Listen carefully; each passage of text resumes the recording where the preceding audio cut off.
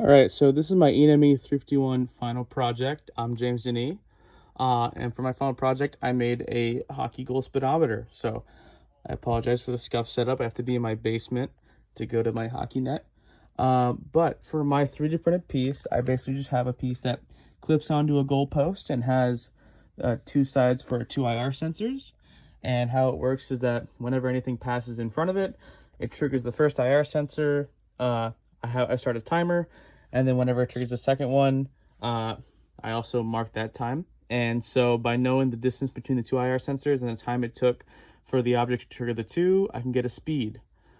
So this is how the code works. So again, I just have a while loop that just waits for an input and then gets a time, a second while loop that gets the second input, takes note of the second time, and then I convert the time between the two triggers to seconds, and then divide the distance in miles by those seconds, and then multiply it by 3,600 seconds to an hour, and I get a velocity.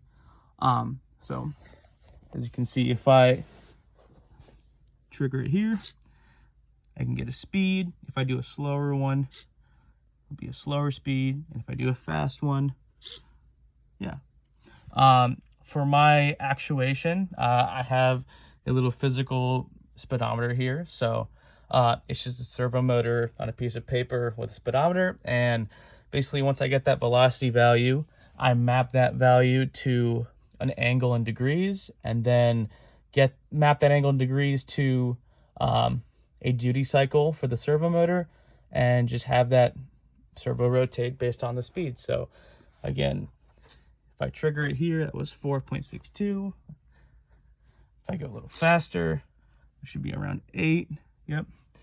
And yeah, and then for my processing element, if I close the serial monitor here, I have another speedometer. So again, when I trigger this, for a split second, you see there, it shows the value of the speed. So, yep. Thank you.